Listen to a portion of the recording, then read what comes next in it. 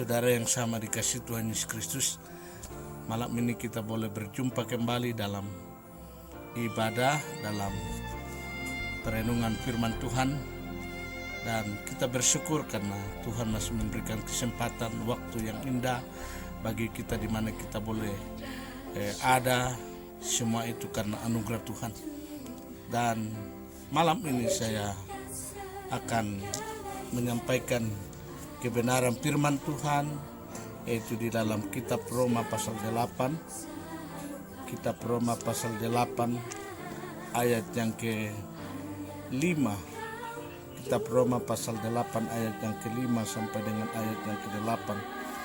Mereka yang menurut, di situ dikatakan, sebab mereka yang hidup menurut roh memikirkan hal-hal yang dari roh. Karena keinginan daging adalah maut, tetapi keinginan roh adalah hidup dan damai sejahtera.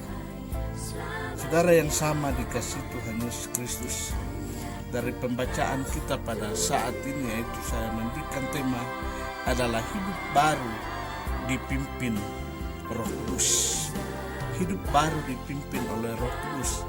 Nah, di mana Yesus telah menyelesaikan penebusan dosa di atas kayu salib.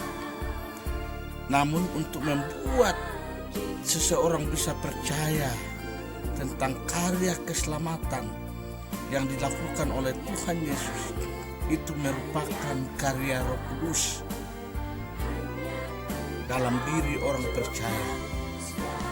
Roh Kudus menyadarkan dosa-dosa kita dan juga menolong kita melihat bahwa diri kita tidak ada yang baik, tidak bisa mematuhi hukum Taurat. Kita adalah manusia yang gagal di hadapan Allah, sehingga kita mau percaya kepada berita Injil tentang kedatangan Yesus yang akan datang. Kedatangan Kristus yang kelak. Inilah karya Roh Kudus dalam diri kita, orang percaya.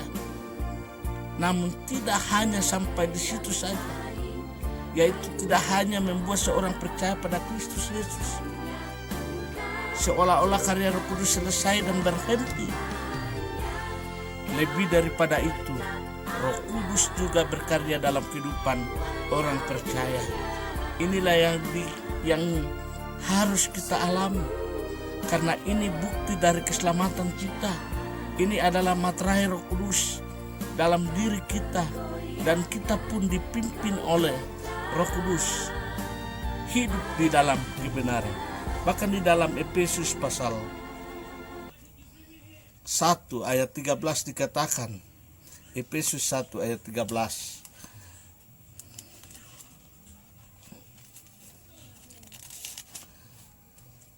saya baca dalam Alkitab.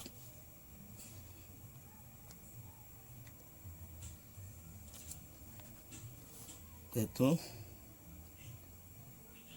di dalam Al-Masih ini pun kamu telah disegel dengan Roh Allah yang dijanjikannya ketika kamu mendengar firman kebenaran, yaitu Injil yang menyelamatkan kamu, dan ketika kamu percaya. Bahwa ketika kita percaya kepada Injil, kita telah dimateraikan oleh Roh Kudus. Saudara yang sama dikasih Tuhan Yesus Kristus, Paulus memberikan dua alasan, atau Paulus memberikan dua kebenaran, yaitu yang meneguhkan kita agar kita sungguh-sungguh mau taat kepada pimpinan Roh Kudus dalam kehidupan kita. Di dalam ayat yang ke-14 sampai 17, di mana Paulus mengingatkan kita bahwa status kita adalah anak Allah. Kita memanggil Allah sebagai Bapa. Karena status baru inilah kita wajib hidup di dalam kebenaran Allah. Kita sudah bukan budak dosa. Kita tidak dibawa perhambaan lagi. kita telah hidup merdeka bagi Allah dan menjalankan kebenarannya. Tidak ada yang menghukum menentang kebenaran Allah. Dan di dalam ayat yang ke-11 sampai 13 di mana Paulus mengatakan bahwa roh Allah yang demikian berkuasa bisa membangkitkan Yesus Kristus dari kematian. Dan roh yang sama ini dalam diri kita.